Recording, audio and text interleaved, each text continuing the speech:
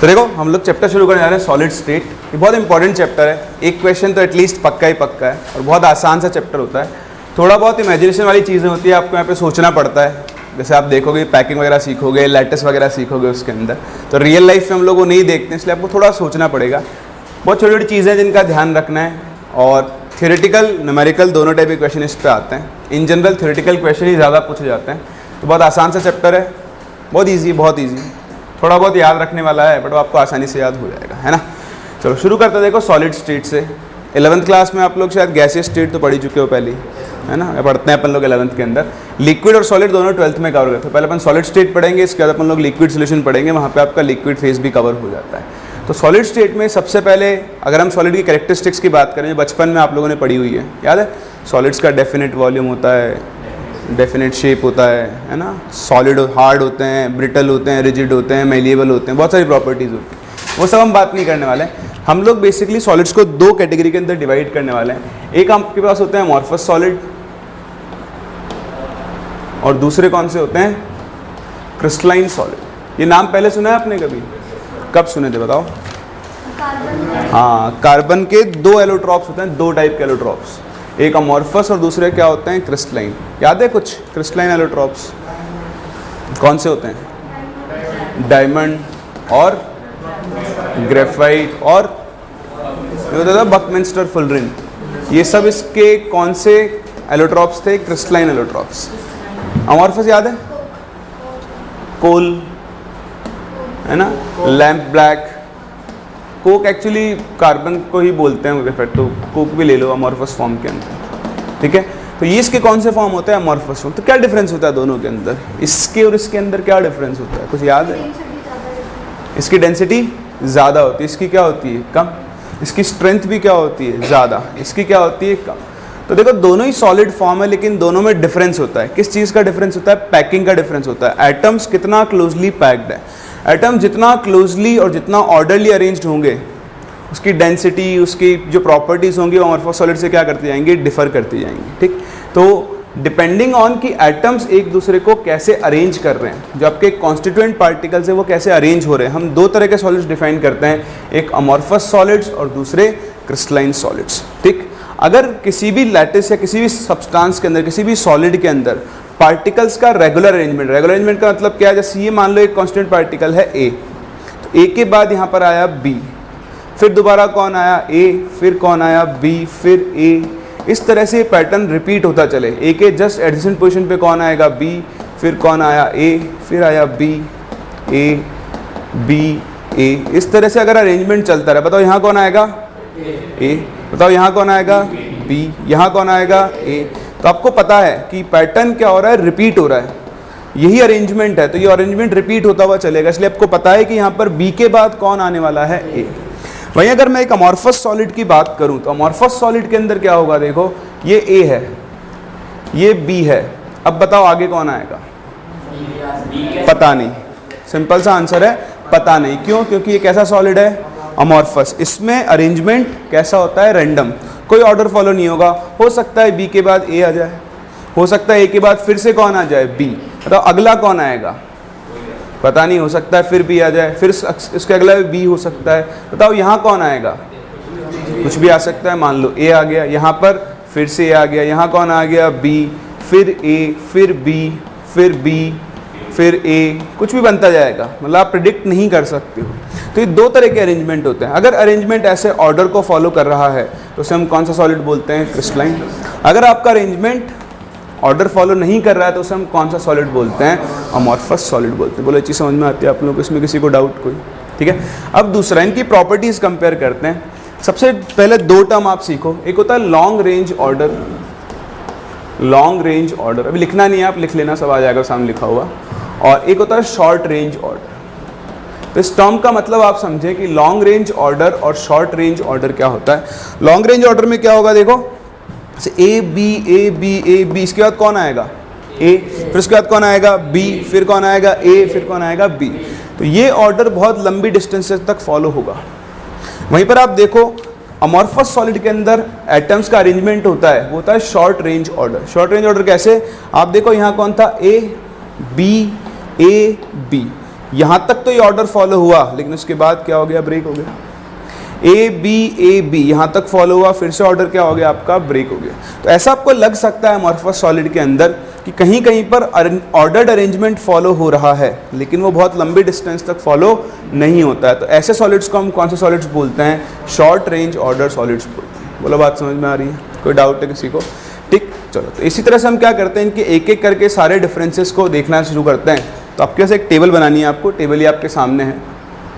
ठीक, तो ये कुछ पॉइंट्स हैं, आप लिखना शुरू करें, हम एक एक करके सबको डिस्कस करते हुए चलते हैं। तो पहले 2 पॉइंट्स मैंने आपसे डिस्कस कर ही लिए हैं।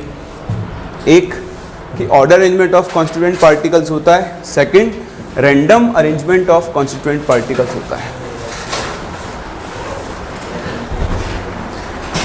यहाँ पे आपको ग्राफ बनाना पड़ेगा थर्ड पॉइंट में, तो उस हिसाब से जगह बना लेना। छोटा सा ग्राफ बनाएंगे हमें कंपेयर करने के लिए, ठीक है।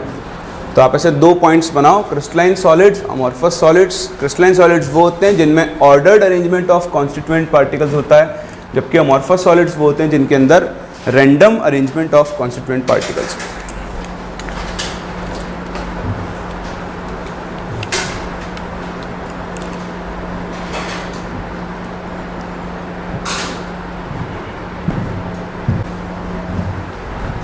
तो देखो ये 2 पॉइंट हमने डिस्कस कर लिए। क्रिस्टलाइन सॉलिड्स के अंदर लॉन्ग रेंज ऑर्डर होता है, that is arrangement repeat itself over the entire solid. जबकि यहाँ पर कैसा ऑर्डर होता है आपका, शॉर्ट रेंज। थोड़ी देर के लिए आपको लग सकता है कि एक ऑर्डर चल रहा है, लेकिन थोड़ी देर बाद वो क्या वापस से क्या हो जाएगा, ब्रेक हो जाएगा। थर्ड और वेरी इंपॉर्टेंट पॉइंट, ये प्रॉपर्टी आप ध्यान रखें, जो क्रिस्टलाइन सॉलिड्स होते हैं उनका एक शार्प मेल्टिंग पॉइंट होता है और एक फिक्स्ड हीट ऑफ फ्यूजन होती है। फिक्स्ड क्या होती है बताता हूँ, हीट ऑफ फ्यूजन ही बताता हूँ मैं आपको। जबकि जो आपके अमॉर्फस सॉलिड्स होते हैं वो एक टेम्परेचर की रेंज के ऊपर मेल्ट करते हैं। जैसे आपको मैं बताऊँ, आयरन का मेल्टिंग पॉइंट होता है 1327 डिग्री सेल्सियस। 1327 डिग्री सेल्सियस पे क्या होगा, आयरन सॉलिड किस में कन्वर्ट होगा, आयरन लिक्विड। ये आप आगे सीखोगे भी, और ये ध्यान रखना, कभी भी कोई सॉलिड मेल्ट होता है तो जब तक वो पूरा लिक्विड में कन्वर्ट नहीं हो गया तब तक टेम्परेचर क्या रहता है, कांस्टेंट। किसी भी सॉलिड की मेल्टिंग, जिसको हम फ्यूजन भी बोलते हैं, किसी भी लिक्विड का वेपराइजेशन, जिसको हम बॉइलिंग भी बोलते हैं, वो हमेशा कहाँ पर होता है, कांस्टेंट टेम्परेचर पर होता है। जब तक वो पूरा लिक्विड में नहीं बदल गया, टेम्परेचर कितना रहता है, 1327 डिग्री सेल्सियस रहता है। तो इसके लिए हम मेल्टिंग कर्व्स बनाते हैं। बहुत ध्यान से देखना, आप मेल्टिंग कर्व से समझ जाओगे कि दोनों में क्या डिफरेंस होता है। तो अगर हमें क्रिस्टलाइन सॉलिड के लिए कर्व बनाए, तो देखो हम ग्राफ बनाते हैं बिटवीन टेम्परेचर एंड टाइम। ठीक है, हम यू डाउनवर्ड मूव कर रहे हैं, बताओ हम डाउनवर्ड मूव करेंगे तो टेम्परेचर क्या होगा, डिक्रीज होगा। ठीक, तो आपके पास एक लिक्विड था एक लिक्विड था किसी टेम्परेचर पे, ऐसे कर लो, आप टेम्परेचर बढ़ा लो जैसे आपकी इच्छा है। तो एक सॉलिड था, आप सॉलिड को हीट करना शुरू करोगे तो उसका टेम्परेचर क्या होगा, राइज होगा। ठीक, तो इस तरह से आप हीट करोगे, देखो आप यूं से इधर से इधर चल रहे हो तो टेम्परेचर बढ़ेगा, टेम्परेचर बढ़ाओगे तो क्या होगा, सॉलिड का टेम्परेचर भी क्या होगा, इंक्रीज होगा। चाहो अब तो आप इधर से कर लो, ऐसे कर लो, यहाँ से कर लो। आप किसी एक फिक्स टेम्परेचर पर थे, आपने सॉलिड को हीट करना शुरू किया, तो सॉलिड को हीट करोगे तो देखो क्या होगा, उसका टेम्परेचर धीरे धीरे राइज होगा। ठीक है, राइज होकर एक पॉइंट आएगा जिसको हम क्या बोलते हैं, उसका मेल्टिंग पॉइंट। अब यहाँ तक सिर्फ और सिर्फ कौन एग्जिस्ट कर रहा होगा, बताओ, सॉलिड कर रहा होगा। ठीक, अब इस टेम्परेचर पर क्या होगा, सॉलिड किस में कन्वर्ट होना शुरू होगा, लिक्विड में। तो जब तक सारा सॉलिड लिक्विड में कन्वर्ट नहीं हो जाता तब तक टेम्परेचर क्या रहेगा, कांस्टेंट। अपने मेल्टिंग पॉइंट पर सॉलिड किस में कन्वर्ट होगा, लिक्विड में। मान लो इस पॉइंट पर कन्वर्ट हो गया, तो यहाँ कौन कौन एग्जिस्ट करेगा, लिक्विड प्लस सॉलिड दोनों एग्जिस्ट करेंगे। और फिर अगर आप इसे हीट करोगे तो फर्दर क्या होगा, लिक्विड का टेम्परेचर राइज होता रहेगा। तो ये होती है क्रिस्टलाइन सॉलिड की प्रॉपर्टी। अगर आप उसे हीट करना शुरू करो तो पहले सॉलिड का टेम्परेचर राइज होगा जब तक वो अपने मेल्टिंग पॉइंट पर नहीं पहुंच जाता है। मेल्टिंग पॉइंट पर क्या होगा, उसी कांस्टेंट टेम्परेचर पर सारा सॉलिड किस में कन्वर्ट होगा, लिक्विड में। उसके बाद फर्दर टेम्परेचर क्या होगा, राइज। अब आप देखो, आप हीट तो कर ही रहे हो लगातार, ठीक, आप लगातार हीट कर रहे हो, लेकिन फिर भी यहाँ पर क्या हो रहा है, टेम्परेचर चेंज नहीं हो रहा। तो जो आप हीट सप्लाई कर रहे हो वो कहाँ गई, हाँ, वो कहाँ चली गई, लेटेंट हीट में। आप जब एक सॉलिड को लिक्विड में कन्वर्ट कर रहे हो तो बताओ आप सॉलिड के बीच के अट्रैक्शन फोर्सेस को ब्रेक कर रहे होंगे। तो जो भी हीट आप सप्लाई कर रहे हो वो इसके अट्रैक्शन फोर्सेस को क्या करने के काम में आ रही है, ब्रेक करने के काम में आ रही है। तो एक सॉलिड को एक सॉलिड को उसके लिक्विड में कन्वर्ट करने के लिए जो हीट आपको देनी पड़ती है उसे हम लोग क्या बोलते हैं, हीट ऑफ फ्यूजन। तो किसी भी एक गिवन सॉलिड के लिए एक फिक्स्ड वैल्यू होती है हीट ऑफ फ्यूजन की, जिसे हम लोग एंथैल्पी ऑफ फ्यूजन के नाम से भी जानते हैं। इस चीज़ को आप लोग आगे पढ़ोगे भी थर्मोडायनेमिक्स के अंदर, ठीक है। तो बेसिक सी चीज़ ये है कि यहाँ पर जब एक क्रिस्टलाइन सॉलिड होगा तो उसकी एक प्रॉपर हीट ऑफ फ्यूजन होती है। ये इसका हीटिंग कर्व है, आप इसका कूलिंग कर्व भी बना सकते हो। जब आप इसका कूलिंग कर्व बनाओगे तो कूलिंग कर्व इसका उल्टा हो जाएगा, उसमें आप कूल करोगे तो टेम्परेचर डाउन होगा। तो यहाँ तक तो कौन एग्जिस्ट कर रहा होगा बताओ, लिक्विड। ये लिक्विड फिर किस में कन्वर्ट होगा, सॉलिड। और यहाँ कौन एग्जिस्ट कर रहा होगा, आपका सॉलिड। तो ये ए से बी, बी से सी और सी से डी। बी से सी वाले पोर्शन बताओ कौन कौन एग्जिस्ट कर रहा होगा, लिक्विड प्लस सॉलिड। तो ये इसका हीटिंग कर्व है। बताओ ये कौन सा कर्व होगा इसके लिए, कूलिंग कर्व। बात समझ में आती है, ठीक। फर्दर अगर ये ऐसा ही ग्राफ, सेम ग्राफ आप बनाओ किसके लिए, अमॉर्फस सॉलिड के लिए। तो अमॉर्फस सॉलिड के लिए देखो क्या होता है, उसके लिए हम कूलिंग कर्व बना रहे हैं। तो टेम्परेचर और टाइम के बीच में अगर आप ग्राफ बनाओ तो पहले सिर्फ और सिर्फ लिक्विड होगा, जैसे आप टेम्परेचर डाउन करते जाओगे वो अपने आप धीरे धीरे किसमें कन्वर्ट हो जाएगा, सॉलिड के अंदर। मतलब आपको ऐसा कोई ट्रांजिशन पॉइंट दिखेगा ही नहीं।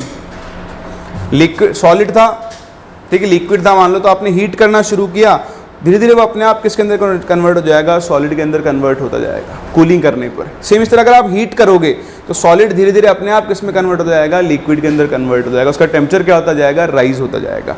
तो जैसे यहाँ पर आपको शार्प मेल्टिंग पॉइंट्स दिख रहे हैं, ये इसका मेल्टिंग पॉइंट दिखा रहा है इस पॉइंट को, तो आपको ऐसा कोई sharp melting point amorphous solid के केस में दिखाई नहीं देगा। जैसे मान लो यहाँ से मेल्ट होना शुरू हुआ, तो यहाँ से जैसे अभी तो ये कूलिंग कर्व है, अगर मैं इसका हीटिंग कर्व बनाऊँ मान लो, तो हीटिंग कर्व मान लो कुछ ऐसा बनता है, ऐसा। तो इस टेम्परेचर से आपने ये मेल्ट होना शुरू हुआ, तो आगे मान लो इस टेम्परेचर तक ये पूरा मेल्ट होगा। तो किसी फिक्स टेम्परेचर पर मेल्ट नहीं हो रहा है, जैसे से मेल्ट होता जा रहा है वैसे साथ साथ टेम्परेचर भी क्या होता जाता है, बढ़ता जाता है।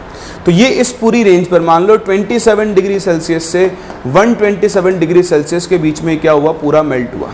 जब एक अमॉर्फस सॉलिड मेल्ट होता है तो पहले वो सॉफ्ट होता है, मोल्ड आप करते हैं उसको, मोल्ड कर सकते हैं हम किसी भी, जैसे प्लास्टिक होता है, प्लास्टिक देखा आप लोगों ने, आप प्लास्टिक को हीट करो तो प्लास्टिक जैसे आप टेम्परेचर बढ़ाते जाओगे वो क्या होता जाएगा, और ज़्यादा मेल्ट होता जाएगा। तो ये अमॉर्फस सॉलिड्स की प्रॉपर्टी होती है कि एक फिक्स टेम्परेचर पर मेल्ट नहीं होते, ये एक पूरी रेंज के ऊपर मेल्ट होते हैं। और इसी वजह से आप अमॉर्फस सॉलिड्स को दूसरी फॉर्म के अंदर मोल्ड कर सकते हो। इनकी मोल्डिंग बड़ी आसान होती है, आप एक शेप से बदलकर इसको कौन सी शेप में बदल सकते हो, दूसरी शेप के अंदर कन्वर्ट कर सकते हो। ध्यान रख लोगे ये चीज़। तो इन दोनों के कर्व्स हैं, ये आप ध्यान रखें।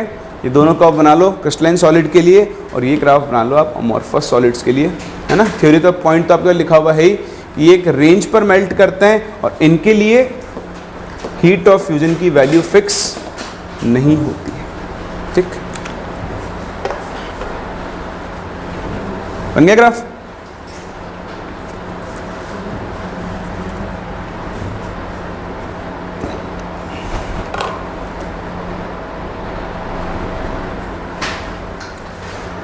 फिर देखो ग्राफ बन गए तो आगे बढ़ते हैं हम लोग।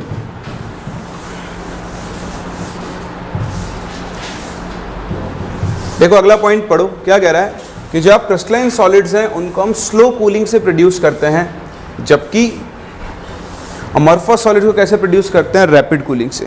तो आप एक लिक्विड को अगर धीरे धीरे कूल करोगे तो क्या कर रहे हो, आप टाइम दे रहे हो उसके पार्टिकल्स को सेटल होने का, पार्टिकल्स को एक प्रॉपर अरेंजमेंट में आने का जब टाइम मिलता है तो आपके पास कौन सा सॉलिड प्रोड्यूस होगा, क्रिस्टलाइन। अगर आप रैपिड कूलिंग कर दोगे तो आपने क्रिस्टल्स को टाइम ही नहीं दिया, पार्टिकल्स को जैसे थे वैसे के वैसे फ्रीज हो जाएंगे वो तो बस, अगर आपने बहुत तेज़ कूल कर दिया तो ध्यान रखना मेथड्स ऑफ प्रिपरेशन भी होता है इनका। अगर आप स्लो कूलिंग करोगे तो इन जनरल क्रिस्टलाइन सॉलिड्स बनते हैं, अगर आप रैपिड कूलिंग करोगे तो इन जनरल कौन से सॉलिड्स बनते हैं, अमॉर्फस सॉलिड्स बनते हैं। नेक्स्ट ट्रू सॉलिड्स, या फिर इन्हें हम स्यूडो सॉलिड्स और सुपर कूल लिक्विड्स भी बोलते हैं। तो इस प्रॉपर्टी से भी एक बहुत ही इंपॉर्टेंट पॉइंट आता है, एक इंपॉर्टेंट टाइप ऑफ क्वेश्चंस। अगर आपसे कोई कहता है ट्रू सॉलिड, तो वो हमेशा कौन से सॉलिड्स होंगे, crystalline solids. Amorphous solids true solids नहीं होते हैं, और इनका एक और नाम होता है क्या, सुपर कूल्ड लिक्विड्स। इनको हम सुपर कूल्ड लिक्विड्स क्यों बोलते हैं, as they have a tendency to flow, इनकी फ्लो करने की टेंडेंसी होती है। तो आप यहीं पे साथ में लिख देना, amorphous solids have और टेंडेंसी टू फ्लो। ठीक, अब इनकी जो फ्लोइंग टेंडेंसी है उसके ऊपर एक बहुत छोटा सा क्वेश्चन बनता है, हम इसको पॉइंट बना के लिख लेते हैं, और जहाँ टेबल बने उसके साइड में ही पॉइंट बना के लिख लो आप। देखो एक क्वेश्चन बनता है, आप देखते हो ना, जैसे ये गेट अपने पास डोर लगा हुआ है, इसमें ग्लास लगा हुआ है, ग्लास पैनल।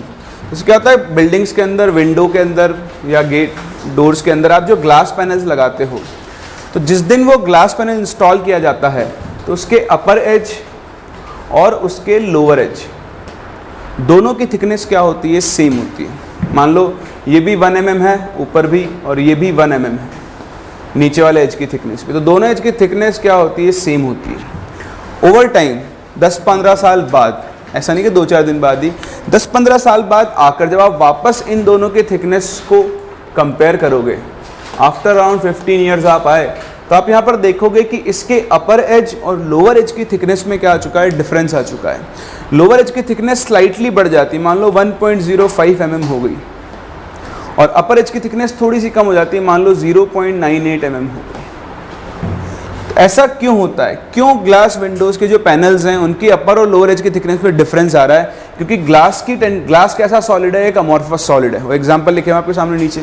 तो ग्लास एक अमॉर्फस सॉलिड है, ये क्या करता है, बहुत धीरे धीरे फ्लो करता है, और बहुत धीरे धीरे फ्लो करने की वजह से इनको हम लोग क्या बोलते हैं, सुपर कूल्ड लिक्विड्स। जैसे एक बहुत कूल लिक्विड फ्लो करेगा वैसे ही ये फ्लो करते हैं, और ओवर द टाइम ग्लास यहाँ से आकर यहाँ पर अकोमुलेट होना शुरू हो जाता है। इसलिए लोअर एज की थिकनेस क्या होती है, अपर एज की थिकनेस से ज़्यादा होती है। ठीक है, तो ये आप ध्यान रखना, ये छोटे छोटे क्वेश्चन बोर्ड्स में भी पूछ लेते हैं कभी कभी, और जेई वेई में तो नहीं पूछते हैं खैर, बट हाँ कहीं ना कहीं आपको मिल जाएंगे ऐसे क्वेश्चन। तो आप यहाँ पे एक पॉइंट लिखो, amorphous solids have tendency to flow due to विच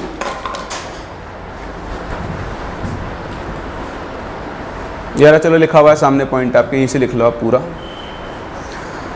कि amorphous solids are called super cooled liquids due to their tendency to flow very slowly over time. ठीक है, समझा मैंने आपको दिया ही है, और इसी वजह से ग्लास पैनल्स की अपर और लोअर एज की थिकनेस में आपको डिफरेंस दिखाई देगा। अब इसे यहीं से कॉपी कर लो, बोलने की ज़रूरत नहीं है इसमें। अगर सर ये ऐसे चेंज हो तो सेम ही रखते ऊपर से, पहले से ही ऊपर थोड़ा सा पतला इतना डिफरेंस नहीं आता ना, ऐसा नहीं होगा ना कि निकल के गिर जाएगा, बहुत माइन्यूट से डिफरेंस आता है, बट अगर हम एक्चुअल उसमें बात करें तो डिफरेंस तो आ ही रहा है ना।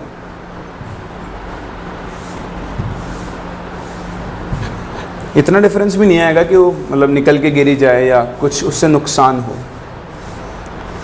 और बनाने वाले को पता नहीं है ना आप कहाँ यूज़ करोगे ग्लास को। ऐसा ना कि एक विंडो के फ्रेम के लिए एक ही ग्लास बनेगा, तो बहुत बड़ी शीट बनती है, उससे कट कट के आपके लगाए जाते हैं, तो यूनिफॉर्म थिकनेस की शीट बनानी पड़ेगी आपको हमेशा।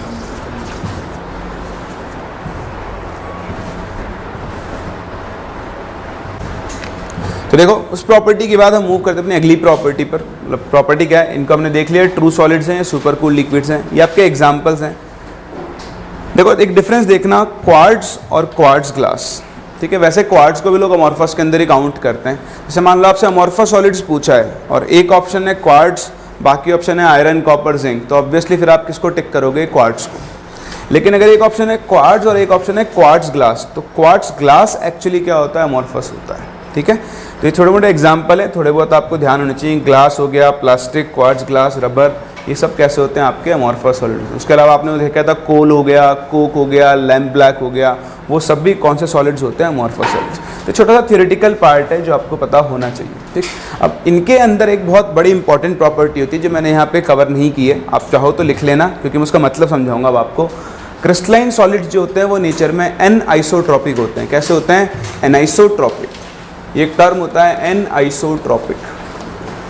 और जो आपके अमॉर्फस सॉलिड्स होते हैं वो नेचर में कैसे होते हैं, आइसोट्रॉपिक। तो ये दो चीज़ें अपने को सीखनी है, एनाइसोट्रॉपिक और आइसोट्रॉपिक, ये क्या होते हैं, इनमें क्या डिफरेंस होता है और आपको क्या याद रखना है। तो आप हेडिंग डालें anisotropy and isotropy, anisotropy and isotropy. करें शुरू, चलो बहुत ध्यान से देखना, बहुत आसान है ये। बताओ आइसो का मतलब क्या होता है, केमिस्ट्री में आइसो का मतलब क्या होता है? सेम। तो पहले हम आइसोट्रोपिक की बात करते हैं। आइसोट्रोपिक क्या होता है? जैसे आपके पास एक सॉलिड है, ठीक, ये एक सॉलिड रखा हुआ है, आप इस सॉलिड में इधर से इधर मूव करो, एक इधर से इधर मूव करो, बताओ ये ए से बी एक डायरेक्शन हो गई, ए से सी एक डायरेक्शन हो गई। अगर दो अलग अलग डायरेक्शन पे एक डायरेक्शन में जाने पर फिजिकल प्रॉपर्टीज की वैल्यू सेम आए, किसके वैल्यू सेम आए? फिजिकल प्रॉपर्टी, जैसे रिफ्रैक्टिव इंडेक्स हो गया, जैसे रेजिस्टेंस हो गया, इनकी वैल्यूज अगर सेम आ रही हैं तो ऐसे सॉलिड को हम कैसा सॉलिड बोलते हैं? आइसोट्रोपिक सॉलिड बोलते हैं। मतलब यहाँ पर और यहाँ पर इस सॉलिड का जो रिफ्रैक्टिव इंडेक्स होगा या इसका रेजिस्टेंस होगा, दोनों की वैल्यू क्या आएगी? सेम। वहीं अगर किसी सॉलिड में दो अलग अलग डायरेक्शंस पे मूव करने पर फिजिकल प्रॉपर्टीज की वैल्यूज अलग अलग आए तो फिर हम उसे कौन सा सॉलिड बोलते हैं? अनआइसोट्रोपिक सॉलिड बोलते हैं। इस सॉलिड के लिए इधर का रिफ्रैक्टिव इंडेक्स और इधर का रिफ्रैक्टिव इंडेक्स दोनों क्या आएंगे? अलग अलग आएंगे। आप सोच रहे होंगे ऐसा कैसे हो सकता है, अभी देखते हैं रीजन भी, पर पहले आप टर्म का मतलब समझो। आइसोट्रोपी क्या होती है? दो अलग अलग डायरेक्शन में जाने पर अगर फिजिकल प्रॉपर्टीज की वैल्यू सेम आ रही हैं तो उसको हम क्या बोलते हैं? आइसोट्रोपी। और ऐसे सॉलिड को हम कौन सा सॉलिड बोलते हैं? Isotropic solid. डेफिनेशन अभी लिख लेना, पहले समझ लो। सिमिलरली अगर अलग अलग वैल्यूज आए तो उनको हम क्या बोलते हैं? An isotropic solid. जो आपके क्रिस्टलाइन सॉलिड्स होते हैं वो नेचर में कैसे होते हैं? अनआइसोट्रोपिक। जबकि जो अमॉर्फस सॉलिड्स होते हैं बताओ वो नेचर में कैसे होते हैं? आइसोट्रोपिक। तो ये आपको ध्यान रखना है कि क्रिस्टलाइन सॉलिड्स अनआइसोट्रोपिक होते हैं और अमॉर्फस सॉलिड्स नेचर में कैसे होते हैं? आइसोट्रोपिक होते हैं। बात आती है क्यों, तो क्यों के लिए आपको अरेंजमेंट पे चलना पड़ेगा। पहले बात करते हैं क्रिस्टलाइन सॉलिड्स की। बताओ क्रिस्टलाइन सॉलिड्स में अरेंजमेंट कैसा होता है? रेगुलर। तो मैं बनाना शुरू करता हूँ। मान लो ये है ए, ठीक, ए के बाद ये है सपोज कुछ बी, फिर कौन आएगा आपका? ठीक, तो इस तरह से आप मेरे साथ साथ ही बनाना शुरू कर दो, टाइम वेस्ट होगा फिर बाद में। ए, फिर कौन आएगा? बी। ठीक है, डेफिनेशन आप बाद में भी लिख सकते हो क्योंकि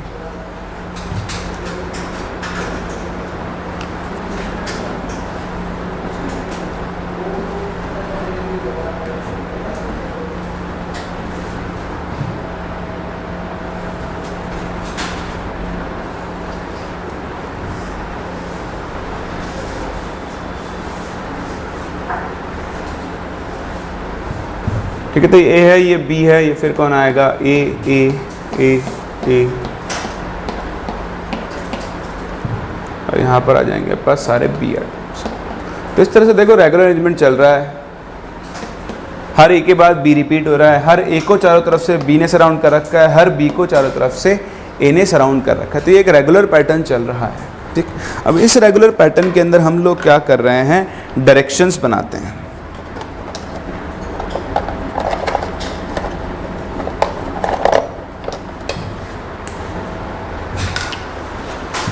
ठीक, तो आप यहां पे देखो, सपोज मेरे पास एक डायरेक्शन तो है ये और एक डायरेक्शन है मेरे पास ये दो अलग अलग डायरेक्शंस हैं, ठीक। अब आप देखो, बताओ इधर इस वाले डायरेक्शन में अरेंजमेंट क्या चल रहा है? बी ए बी, बताओ इसके बाद कौन आएगा? ए, फिर उसके बाद कौन आएगा? बी, ठीक है। बताओ इस डायरेक्शन में अरेंजमेंट क्या चल रहा है? ए, बताओ आगे कौन आएगा? ए, उसके आगे भी कौन आएगा? ए, बोलो आएगा। बताओ इन दोनों डायरेक्शंस में अरेंजमेंट सेम है या अलग अलग है? अलग अलग है। अगर दोनों अरेंजमेंट अलग अलग हैं तो ऑब्वियसली फिजिकल प्रॉपर्टीज की वैल्यूज भी क्या आने वाली है? अलग अलग आने वाली है। तो क्रिस्टलाइन सॉलिड के अंदर क्या होता है? दो अलग अलग डायरेक्शंस के अंदर जो अरेंजमेंट होता है वो भी क्या होता है? अलग अलग होता है। तो डिफरेंट अरेंजमेंट होने की वजह से क्रिस्टलाइन सॉलिड्स के लिए दो अलग अलग डायरेक्शंस में physical properties like refractive index की वैल्यू क्या आएगी? अलग। मेल्टिंग पॉइंट कोई बोल सकते हो क्या आएगा? अलग, क्योंकि अरेंजमेंट क्या है आपका? अलग। रेजिस्टेंस भी क्या आएगा? अलग। लेकिन हमने तो पढ़ा है सॉलिड का रिफ्रैक्टिव इंडेक्स सेम होता है, तो वो एवरेज वैल्यू होती है।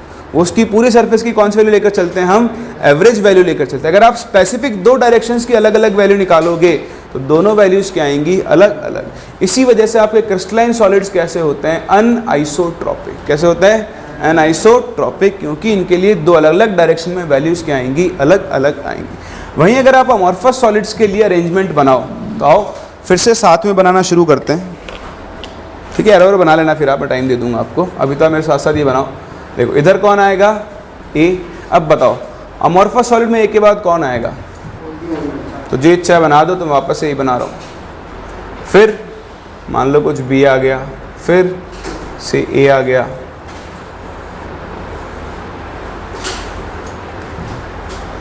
कुछ भी चल सकता है, कोई फिक्स है ही नहीं, कुछ भी आपकी मर्जी हो, जो बनाते जाओ, कोई फर्क नहीं पड़ेगा।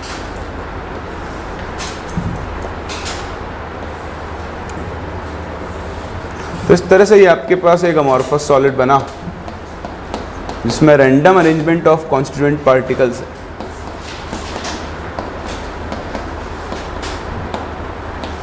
सही है। अब आप मुझे बताओ, हम यहां पर भी दो डायरेक्शन चूज करते हैं, एक ये डायरेक्शन और एक ये डायरेक्शन, ठीक है। A B B A B, बताओ आगे कौन आएगा, पता नहीं। ए बी ए, बताओ आगे कौन आएगा, कुछ भी नहीं पता, कुछ भी आ सकता है। मतलब अरेंजमेंट क्या है, टोटली रैंडम है। तो जब इधर भी कुछ भी आ सकता है, इधर भी कुछ भी आ सकता है, हमें पता ही नहीं, हम प्रेडिक्ट ही नहीं कर सकते, तो हमारे लिए दोनों डायरेक्शंस को हम लोग क्या मान लेते हैं, सेम। कि भाई जब इधर भी अरेंजमेंट रैंडम है, इधर भी अरेंजमेंट रैंडम है, तो हमारे लिए तो दोनों डायरेक्शन से क्या हो चुकी हैं, सेम। तो ध्यान रखना, अमॉर्फस सॉलिड्स में रैंडम अरेंजमेंट की वजह से हम दोनों डायरेक्शंस को सेम मान लेते हैं। अब अगर दोनों तरफ अरेंजमेंट सेम है, तो बताओ प्रॉपर्टीज़ की वैल्यूज़ भी क्या आने वाली है, सेम। इसलिए जो आपके अमॉर्फस सॉलिड्स होते हैं वो नेचर में कैसे होते हैं, आइसोट्रोपिक होते हैं। तो ये आप ध्यान रखना, ये बहुत इंपॉर्टेंट प्रॉपर्टी है, आपसे डायरेक्ट पूछी जा सकती है। क्रिस्टलाइन सॉलिड्स एनाइसोट्रोपिक होते हैं, जबकि अमॉर्फस सॉलिड्स नेचर में कैसे होते हैं, आइसोट्रोपिक होते हैं। कोई डाउट, समझ में आ रहा है? चलो, तो पहले आप ये डायग्राम बनाओ, उसके बाद फिर हम इनकी डेफिनेशंस लिखते हैं।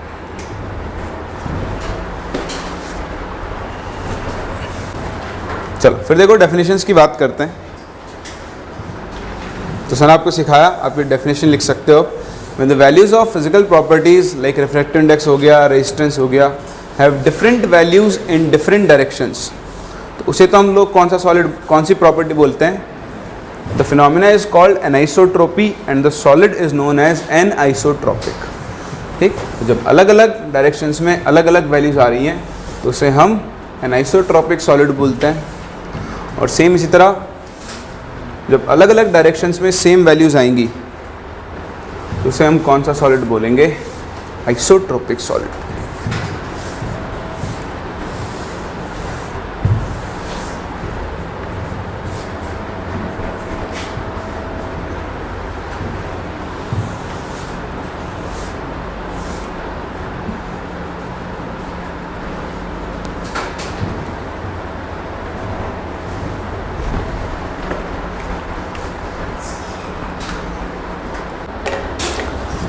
तो देखो एनिसोट्रोपी आइसोट्रोपी सीखने के बाद हम लोग डिस्कस करते हैं नेक्स्ट। ये तो आपको पता ही है, आपको लिखना ही था, पॉइंट नोट डाल के लिख लेना इसको। तो क्या ये सब अपन ने डिस्कस कर लिया है ना, सारे पॉइंट्स। ये रीज़न है क्यों एनिसोट्रोपिक होते हैं, क्यों आइसोट्रोपिक होता है। ठीक, तो ये सब अपन ने डिस्कस कर लिया। ये आपके लिखने के लिए नहीं है, एक बार सिर्फ पढ़ लो लैंग्वेज फॉर्म में। मैंने आपको सिखा दिया है कि भाई क्रिस्टलाइन सॉलिड्स के अंदर क्या होता है, अरेंजमेंट ऑफ पार्टिकल डिफरेंट होता है डिफरेंट डायरेक्शंस के अंदर, जबकि अमॉर्फस सॉलिड्स के अंदर क्या होता है, डिफरेंट डायरेक्शंस में अरेंजमेंट क्या होता है आपका, सेम। इसलिए इनको हम आइसोट्रोपिक बोलते हैं, इनको हम क्या बोलते हैं, एनिसोट्रोपिक। चलो नेक्स्ट हम बात करते हैं, अब देखो टाइप्स ऑफ क्रिस्टलाइन सॉलिड्स की। तो ये एक बहुत इंपॉर्टेंट पार्ट है, ये आप लोग केमिकल बॉन्डिंग के अंदर भी सीखते हो, ऑर्गेनिक केमिस्ट्री पढ़ते हो जब। ठीक है, तो टाइप ऑफ क्रिस्टलाइन सॉलिड्स क्या होते हैं, इसके लिए अपन एक छोटा सा चार्ट बनाएंगे।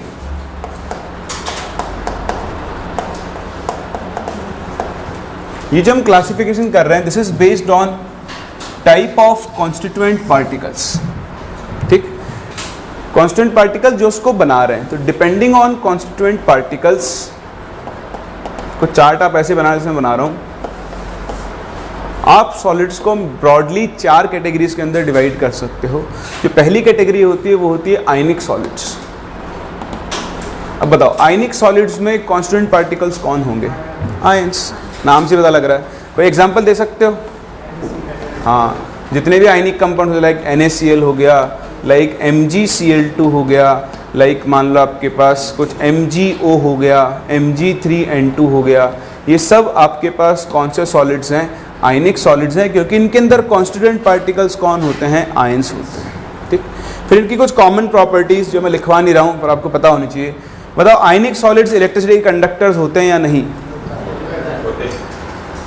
सॉलिड्स नहीं होते, सॉलिड स्टेट में नहीं होते हैं, लेकिन लिक्विड स्टेट में होते हैं। तो आप ध्यान रखना, ये मोल्टन स्टेट में इलेक्ट्रिसिटी कंडक्टर होते हैं, सॉलिड स्टेट में क्या होते हैं? ये कंडक्टर नहीं होते हैं। ठीक, आयनिक सॉलिड्स के बाद जो सेकंड कैटेगरी आपकी आती है, दोज आर मेटालिक सॉलिड्स। कौन से सॉलिड्स? Metallic solids. बताओ, मेटालिक सॉलिड्स में कॉन्स्टिट्यूएंट पार्टिकल्स कौन होंगे? ये आपके मेटल एटम्स होंगे, और इनके एग्जाम्पल जैसे zinc, Fe, copper, sodium, magnesium, इन सब के क्रिस्टल्स। तो सिंस यहाँ पर आपके कॉन्स्टिट्यूएंट पार्टिकल्स मेटल आइटम्स हैं, इनको हम लोग किस कैटेगरी में रखते हैं? मेटालिक सॉलिड्स की कैटेगरी में। सेम ऐसे ही आप आगे चलो, थर्ड होते हैं नेटवर्क सॉलिड्स। नेटवर्क और कोवेलेंट सॉलिड्स आप इनको बोलो। क्या आपने डायमंड की स्ट्रक्चर पढ़ी है? बताओ, डायमंड के स्ट्रक्चर में क्या होता है? हर एक कार्बन बाकी कार्बन से टेट्राहेड्रल मैनर में ऐसे अरेंज होता है, और जो अगला कार्बन ने बना वो भी क्या होगा? ऐसे अरेंज होगा। इस तरह से अरेंज होते हुए वो क्या बनाते हैं? एक लार्ज 3 डायमेंशनल नेटवर्क बनाते हैं ऑफ कोवेलेंट बॉन्ड्स। तो सिंस यहाँ पर एक बहुत बड़ा नेटवर्क ऑफ कोवेलेंट बॉन्ड्स होता है, इन्हें हम नेटवर्क सॉलिड्स या फिर क्या बोलते हैं? कोवेलेंट सॉलिड्स के नाम से जानते हैं। तो इनके एग्जाम्पल्स आप थोड़े ध्यान रखना, जैसे आपके पास हो गया डायमंड, सिलिका, सिलिका जानते हो है ना, ग्रेफाइट, ये सब आपके कौन सी कैटेगरी के अंदर आते हैं? नेटवर्क या फिर कोवेलेंट सॉलिड्स की कैटेगरी में। अगर मैं आपसे सिलिका की स्ट्रक्चर की बात करूं तो कुछ ऐसी स्ट्रक्चर होती है, SiO पढ़ा है ना? इस तरह से क्या होता है, आपके पास पैटर्न चलता है पूरा।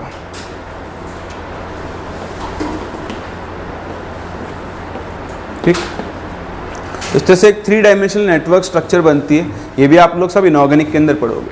तो देखो, अगर आयंस कॉन्स्टिट्यूएंट पार्टिकल्स है तो हम आयनिक सॉलिड बोलते हैं, मेटल आइटम्स है तो मेटालिक सॉलिड बोलेंगे, और नेटवर्क सॉलिड्स किनको बोलेंगे? जिनके अंदर 3 dimensional network of covalent bonds होगा।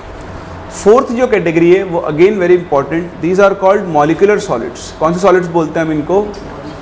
Molecular solids. क्यों बोल रहे हैं बताओ मॉलिक्यूलर सॉलिड्स? क्योंकि इनके कॉन्स्टेंट पार्टिकल्स कौन है? तो पहली बात, इसके कॉन्स्टेंट पार्टिकल्स कौन होते हैं? मॉलिक्यूल्स होते हैं। कोई एग्जांपल बता सकता है मुझे मॉलिक्यूलर सॉलिड का? सोचो, सॉलिड फॉर्म में कोई मॉलिक्यूल। आइस, ड्राई आइस सुना है? Dry ice, what is dry ice?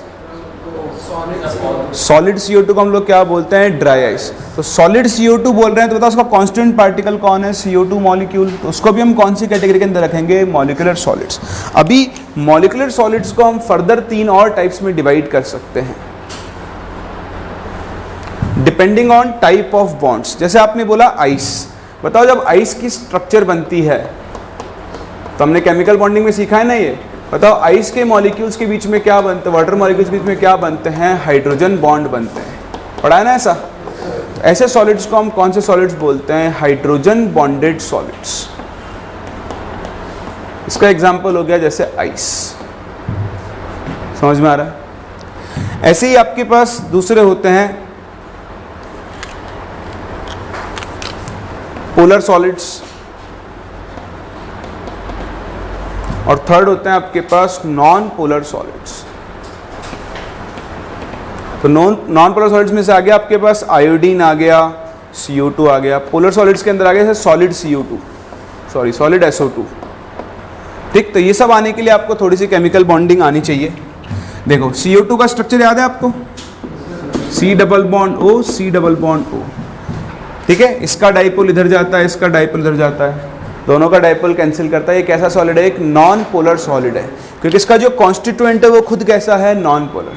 तो ये नॉन पोलर सॉलिड्स हैं। क्या आप मुझे बता सकते हो कि दो नॉन पोलर चीज़ों के बीच में, दो नॉन पोलर मॉलिक्यूल्स में कौन से फोर्स काम करते हैं? वेरी गुड, उसमें कौन से फोर्स काम करते हैं? लंदन डिस्पर्सन फोर्सेस, जिन्हें हम इंस्टेंटेनियस डाइपोल इंटरेक्शन भी बोलते हैं। पढ़ा है या नहीं पढ़ा है? पढ़ा है? इसमें क्या होता है, जैसे CO2 मॉलिक्यूल है, ठीक है, थोड़ा आइडिया देता हूँ, कोई काम में आती है आपकी चीज़ें, आपको पहचानना आना चाहिए। तो अभी क्या है, CO2 मॉलिक्यूल एज सच पूरा न्यूट्रल है, नॉन पोलर है, लेकिन इनमें क्या होता है, इलेक्ट्रॉन भागते रहते हैं इधर से उधर, इधर से उधर, इधर से उधर। तो किसी इंस्टेंट पर मान लो इलेक्ट्रॉन्स की इधर एक्सेस हो गई, बताओ इस मॉलिक्यूल में एक इंस्टेंट के लिए कौन सा चार्ज आएगा, नेगेटिव, और इस वाले साइड में नेगेटिव की जगह कौन सा आएगा, चार्ज पॉजिटिव। अब इसका नेगेटिव चार्ज, अब देखो यहाँ नेगेटिव, ये मॉलिक्यूल पास पास में है, तो इसके इलेक्ट्रॉन को रिपेल करेंगे, बताओ इसके इलेक्ट्रॉन किधर मूव करेंगे, उस तरफ मूव करेंगे, तो इस वाली साइड पे भी कैसा चार्ज आएगा, पार्शियल नेगेटिव, इस पर कैसा चार्ज आएगा, पार्शियल पॉजिटिव। एक इंस्टेंट के लिए इन दोनों के बीच में देखो डाइपोल जनरेट हो गया, सॉरी उल्टा बोल दिया, इधर चार्ज आएगा पॉजिटिव, इधर चार्ज आएगा नेगेटिव। बताओ क्या नेगेटिव पॉजिटिव एक दूसरे को अट्रैक्ट करेंगे, तो इनके बीच में देखो ये फोर्स जनरेट हो जाएगा, जिसे हम इंस्टेंटेनियस डाइपोल इंटरेक्शन बोलते हैं, या फिर हम इन्हें लंदन डिस्पर्जन फोर्सेस के नाम से भी जानते हैं। बहुत वीक होते हैं, लेकिन दो नॉन पोलर मॉलिक्यूल्स के बीच में हमेशा यही टाइप ऑफ फोर्स एग्जिस्ट करेगा। समझ में आता है? ठीक, तो यहाँ पे आप ये लिखना नॉन पोलर सॉलिड्स के अंदर कौन सा फोर्स काम करता है, तो यहाँ पे आप लिखना इंस्टेंटेनियस डाइपोल इंटरेक्शन।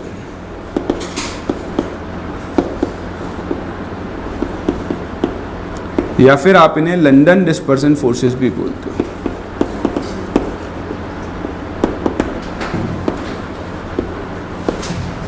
ठीक, ऐसे ही जो पोलर सॉलिड्स होते हैं, इनके बीच में कौन से फोर्स काम करते हैं, डाइपोल इंटरेक्शन।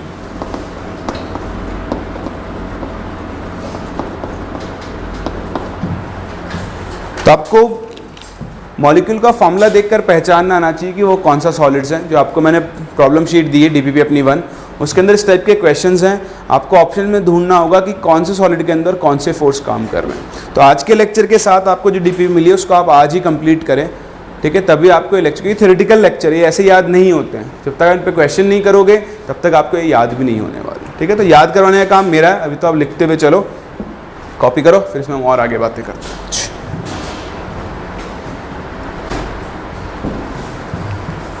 फिर देखो नेक्स्ट, अब आप इस चैप्टर में एक्चुअली एंटर कर रहे हो, तो आप इंट्रोडक्शन देख रहे थे कि क्या सॉलिड्स होते हैं, ये थोड़ा बहुत, ये आप एक्चुअली केमिकल बॉन्डिंग में भी सीखोगे इन चीज़ों को, ठीक है, बट यहाँ पे आपको ये पता होना चाहिए।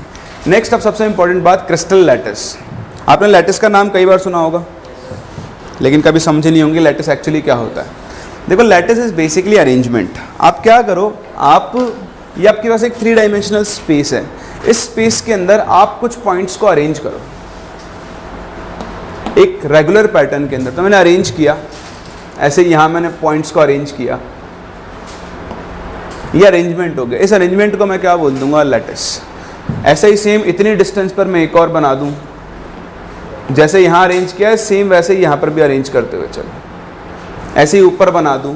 तो इस तरह से अगर मैं पॉइंट्स को 3 डायमेंशनल स्पेस के अंदर रेगुलरली अरेंज कर रहा हूं, तो इस अरेंजमेंट को हम लोग क्या बोलते हैं, एक लैटिस। बात नंबर 1, ये जो पॉइंट्स आप अरेंज कर रहे हो, इन पॉइंट्स को हम लोग किस नाम से जानते हैं, लैटिस पॉइंट्स के नाम से जानते हैं। ठीक, ये लैटिस पॉइंट्स एटम्स को रिप्रेजेंट कर सकते हैं, मॉलिक्यूल्स को रिप्रेजेंट कर सकते हैं, या फिर आयंस को। कहने का मतलब ये lattice points basically constituent particles को रिप्रेजेंट करते हैं। किसको रिप्रेजेंट करते हैं, कॉन्स्टिट्यूएंट पार्टिकल्स। जैसे मैं आपसे बात करूं जिंक के लैटिस की, तो बताओ ये लैटिस पॉइंट किसको रिप्रेजेंट कर रहे होंगे, जिंक एटम को।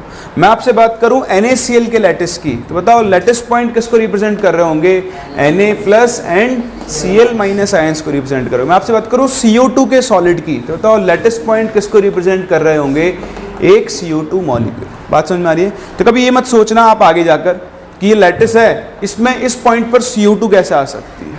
अगर वो CO2 का लैटिस है तो हर पॉइंट किसको रिप्रेजेंट कर रहा है, एक CO2 मॉलिक्यूल को रिप्रेजेंट कर रहा है। बोलो बात समझ में आती है? चलो, तो इस तरह से हम डिफाइन करते हैं लैटिस पॉइंट। बात नंबर 3, 2 बात तो हो गई, एक अरेंजमेंट, एक ये। अगर आप इन पॉइंट्स को स्ट्रेट लाइन से जोड़ना शुरू कर दो, तो जो स्ट्रक्चर बन के आती है वो आपको उस लैटिस की ज्योमेट्री देगी। ठीक, जैसे ये आया,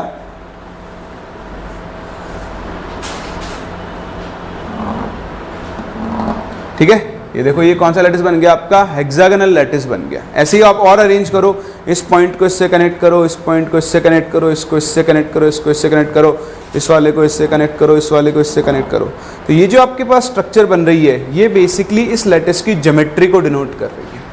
तो पॉइंट्स को स्ट्रेट लाइन से कनेक्ट करने पर जो स्ट्रक्चर बन के आती है उसे आप क्या बोलते हो, ज्योमेट्री ऑफ लैटिस बन रहा हो। सिंस यहाँ एक हेक्सागन बन रहा है, इसे हम कौन सा लैटिस बोलेंगे, हेक्सागोनल लैटिस। अगर यहीं पर एक क्यूब बन जाता तो उसे हम कौन सा लैटिस बोलते, क्यूबिक लैटिस बोलते। बात समझ में आ रही है? तो बताओ लैटिस क्या होता है, simple arrangement of points. Points को हम लोग किस नाम से जानते हैं, लैटिस पॉइंट्स। लैटिस पॉइंट्स किसको रिप्रेजेंट करते हैं, कॉन्स्टिट्यूएंट पार्टिकल्स को। एटम है तो एटम्स को, मॉलिक्यूल है तो मॉलिक्यूल्स को, और आयंस हैं तो आयंस को। तो सबसे पहले आप लिखो एक क्रिस्टल लैटिस की डेफिनेशन, कि क्रिस्टल लैटिस की डेफिनेशन क्या होती है। तो आपके सामने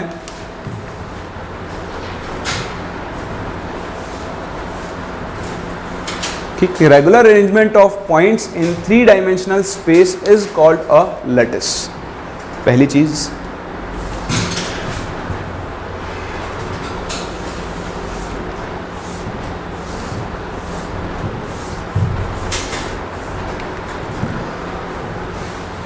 बात number 2, these points are called lattice points and represent constituent particles।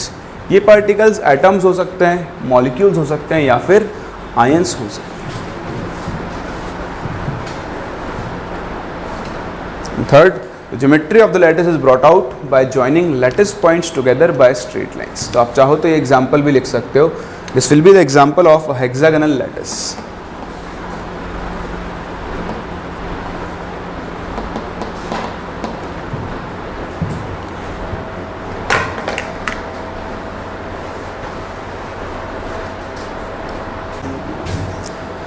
तो देखो लैटिस की प्रॉपर्टीज़ को डिफाइन करने के बाद लैटिस क्या होता है, हम लोग मूव करते हैं अपने अगले और बहुत ही इंपॉर्टेंट टर्म पे, यूनिट सेल। देखो यूनिट सेल क्या होती है, बहुत आसान है। अगर आप इसकी डेफिनेशन की बात करो कि किसी भी क्रिस्टल की वो सबसे छोटी यूनिट जिसको बार बार रिपीट करने पर पूरा लैटिस जनरेट हो जाए उसे हम लोग क्या बोलते हैं, उसका यूनिट सेल। फॉर एग्जाम्पल हम इस रूम की बात करें तो ये रूम किससे मिलकर बना है, ब्रिक्स। हर एक ब्रिक को आपने अरेंज करना शुरू किया 3 डायमेंशनल स्पेस के अंदर, तो क्या जनरेट हो गया आपका पूरा का पूरा रूम। बताओ उस ब्रिक को आप लोग क्या बोल सकते हो, एक यूनिट सेल। आप ये ध्यान रखना, एक यूनिट सेल एक क्रिस्टल की छोटी सी फोटो होती है। यूनिट सेल क्रिस्टल और यूनिट सेल दोनों दिखने में क्या होंगे, एग्जैक्ट एक जैसे, लेकिन क्रिस्टल बहुत बड़ा होगा और यूनिट सेल क्या होगा, बहुत छोटा होगा। तो मैं आपको एग्जाम्पल दूँ, जब तक मैं एग्जाम्पल बनाता हूँ तब तक आप इसकी डेफिनेशन लिख लें कि the smallest portion of the crystal lattice which on repeating in 3D generates the entire crystal and it is referred as the smallest picture of the lattice। ठीक है, तो मेरी ड्राइंग ऐसे तो इतनी अच्छी नहीं है, इसलिए मैं थोड़ी कोशिश ही कर सकता हूँ।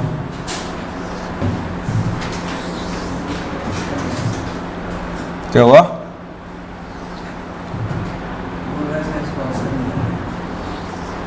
क्या करो, ऑस्कर मिला हुआ ड्राइंग में।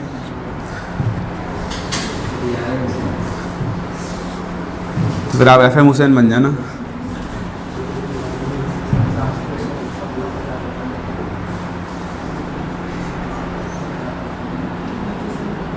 क्योंकि जैसे एक परफेक्ट क्यूब नहीं है, कोई बात नहीं, क्यूबिक लैटिस भी नहीं है, ये क्यूबॉइड है ना। जैसे मान लो ये एक लैटिस है, अब मैं क्या करूं, इस लैटिस के टुकड़े करना शुरू करता हूं। ठीक, लिख लिया आप लोगों ने? तो एक बार देखो, इस पॉइंट से इसको काटते हैं हम लोग, है ना, 2 टुकड़े करते हैं इसके प्रॉपर। बताओ ये दोनों पोर्शन एक जैसे हैं या नहीं है? फिर इसके टुकड़े और करते हैं।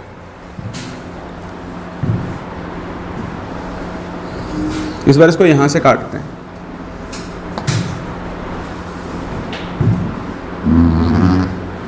बताओ चारों टुकड़े सेम है या नहीं हैं? फिर इसके और टुकड़े करो, इस बार यहां से करते हैं।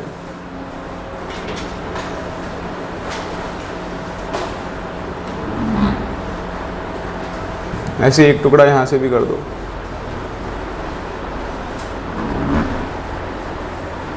बताओ जितने टुकड़े किए वो सबके सब सेम है या नहीं है? फिर आप चाहो तो और टुकड़े कर लो, एक टुकड़ा यहाँ से करो,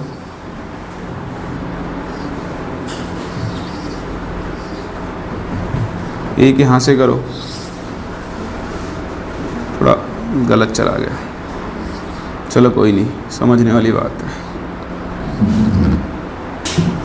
बताओ सारे टुकड़े सेम हैं या फिर नहीं? इस तरह से आप इसको काटते हुए चलो, वो जो लास्ट टुकड़ा होगा, जो सबसे छोटा टुकड़ा जो सेम है, जो एग्जैक्ट इसी बड़े वाले क्रिस्टल है, जो वाइट क्रिस्टल बना हुआ है इसी का एग्जैक्ट रेप्लिका है, बट वो क्या है, सबसे छोटा है, उसे हम लोग क्या बोलते हैं, यूनिट सेल। फॉर एग्जाम्पल अगर मैं बात करूं, चलो मैं यहीं तक काट सकता हूं मान लो, तो ये जो एक बॉक्स बन रहा है ये वाला, this will be my unit cell, और इसको मैं बार बार अगर अरेंज करना शुरू कर दूं तो मेरे पास क्या बन जाएगा, एंटायर लैटिस। तो ये आप ध्यान रखना, आगे चल के हम अभी यूनिट सेल के टाइप्स पढ़ेंगे। कभी भी आपसे बोला ना यूनिट सेल, तो यूनिट सेल कभी भी अकेला नहीं होता है, उसके चारों तरफ क्या होते हैं, एग्जैक्ट वैसे के वैसे ही क्या होते हैं, यूनिट सेल। जब हम स्टडी कर रहे हैं तो हम क्रिस्टल को स्टडी करते हैं, तो कभी भी यूनिट सेल अकेला नहीं होगा, उसके इधर भी यूनिट सेल होगा, इधर भी होगा, आगे भी होगा, पीछे, ऊपर, नीचे, हर तरफ क्या प्रेजेंट होंगे, यूनिट सेल्स प्रेजेंट। बताओ डिफरेंस समझ में आता है यूनिट सेल और लैटिस के अंदर? यूनिट सेल को बार बार रिपीट करने पर क्या बनता है आपका, लैटिस। दिखने में यूनिट सेल और लैटिस दोनों क्या होते हैं, एक जैसे होते हैं। ठीक, चलो इतना सीखने के बाद, ये डायग्राम आपकी इच्छा है बनाना चाहते हो ना, कोई ज़रूरी नहीं है, ठीक है, ये आपको एनसीईआरटी में मिल जाएगा, कहीं पर भी मिल जाएगा डायग्राम, तो समझाने के लिए आपको कि इस तरह से हम क्रिस्टल, लैटिस और यूनिट सेल को डिफर करते हैं। इसके बाद जो सबसे इंपॉर्टेंट चीज़ है, that is characteristics of unit cell. एक यूनिट सेल को हम कैरेक्टराइज कैसे करते हैं, तो ध्यान देना।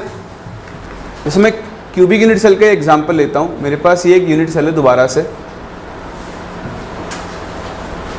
ठीक है, चलो मैं क्या आपको यहीं दिखा देता हूँ मैं। ये देखो, ये एक यूनिट सेल है, बनाने में टाइम लगेगा। ये क्यूबिक यूनिट सेल मान लिया हम लोगों ने। तो यहाँ पर तीन चीज़ें हैं, ये है एक्स एक्सिस, ये है आपकी वाई एक्सिस, और ये है आपकी जेड एक्सिस। ठीक, तो तीन चीज़ें होती हैं, ओवरऑल 6 चीज़ें होती हैं। एक तो होते हैं edges, edge A, edge B और एज सी। किसी भी यूनिट सेल को कैरेक्टराइज करने के लिए, बताने के लिए कि कौन सा यूनिट सेल है, आपको तीन चीज़ें पता होना चाहिए, एक ए, एक बी और एक सी। तो इनको तो हम क्या बोलते हैं, एजेस। सेकंड होता है इंटरफेशियल एंगल्स। तो ऑर्डर ध्यान रखना, ए और बी के बीच के एंगल को हम क्या बोलते हैं, गामा। बी और सी के बीच का एंगल क्या होता है, अल्फा। और सी और ए के बीच का एंगल क्या होता है, बीटा। ये थोड़ा डिफरेंट है, बट ये ऐसे ही होता है, ये पैटर्न है इसका। तो ए और बी उल्टा चलना है आपको। अभी आज तक आप सोचते होंगे कि ए और बी में अल्फा ही आना है, तो उल्टा चलो, ए और बी में क्या आएगा, गामा, फिर आप साइकिल बना लो, बी से सी में क्या आएगा, बीटा, और सी से ए में क्या आएगा आपका, गामा। तो इन 6 चीज़ों के बेसिस पर हम एक यूनिट सेल को क्या करते हैं, कैरेक्टराइज करते हैं। तो अभी मैं आपको इसको एक्सप्लेन नहीं कर पाऊंगा, क्योंकि अभी हम थोड़ा सा आगे चल के क्रिस्टल सिस्टम पढ़ेंगे, वहाँ आपके ये काम में आएगा।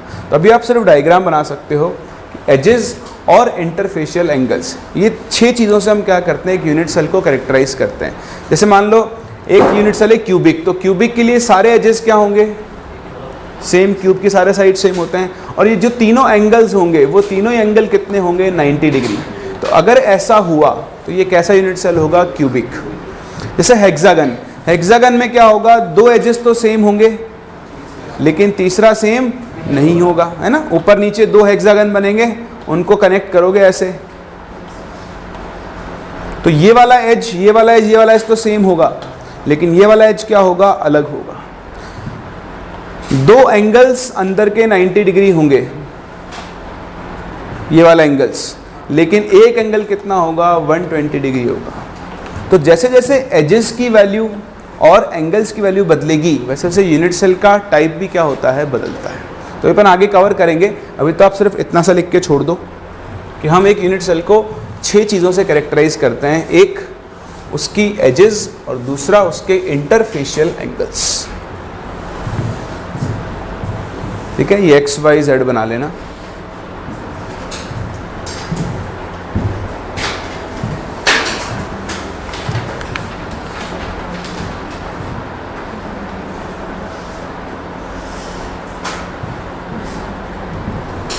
थोड़ा सा जल्दी लिखो आप, समय नहीं बचा अपने पास इसलिए, और मुझे टॉपिक कवर करना है पूरा।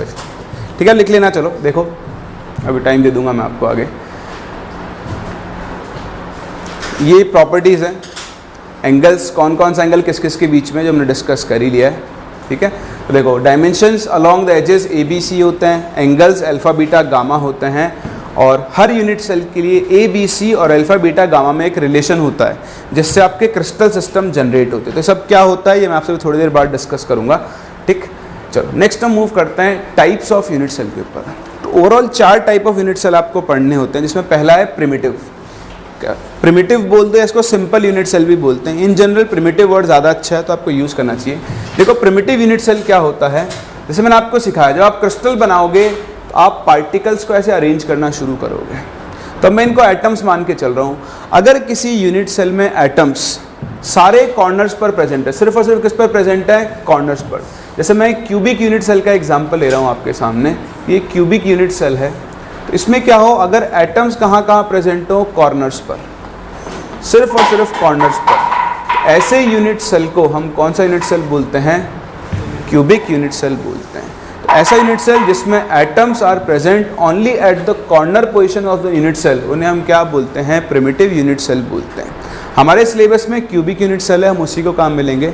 कुछ काम की चीज़ें ध्यान से सुनना। बात नंबर 1, ये सारे एटम्स एक दूसरे को टच कर रहे होते हैं। क्या कर रहे होते हैं, हम दिखाने के लिए इनको दूर लिखते हैं, लेकिन ये सब के सब क्या कर रहे हैं, एक दूसरे को टच कर रहे हैं। ठीक, दूसरा, जैसे मैंने आपको बताया, एक यूनिट सेल कभी भी अकेला एग्जिस्ट, तो इसके चारों तरफ और भी यूनिट सेल्स होंगे। क्या आप मुझे बता सकते हो इस एक यूनिट सेल में इस एक एटम का कितना पार्ट आ रहा होगा, 1/8 पार्ट आता है। कैसे, आप देखो इसकी तरफ अरेंज करना शुरू करो, तो देखो एक यूनिट सेल इसके साइड में होगा, ऐसा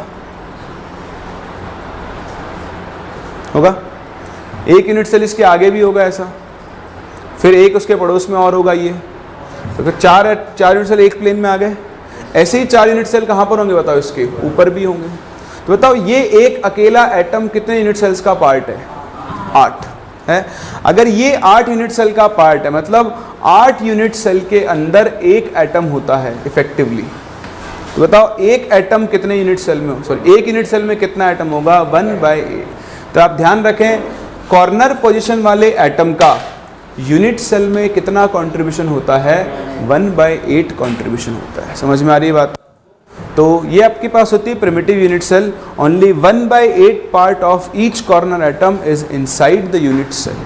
ठीक, तीसरा, जैसे मैंने आपको बताया, सारे एटम्स क्या कर रहे होते हैं, एक दूसरे को टच कर रहे होते हैं। शायद आपको ठीक से दिखेगा नहीं, कलर इसका ऐसा ही हो चुका है, तो मैं आपको बना के दिखा देता हूँ। यहाँ पर देखो, मान लो ये एक एटम है, ये दूसरा एटम है, इसका पीछे वाला तीसरा एटम है, और ये 4th एटम है इसी लेयर का। ऐसे सेम ऐसे ही आप जो दूसरे एटम्स होंगे,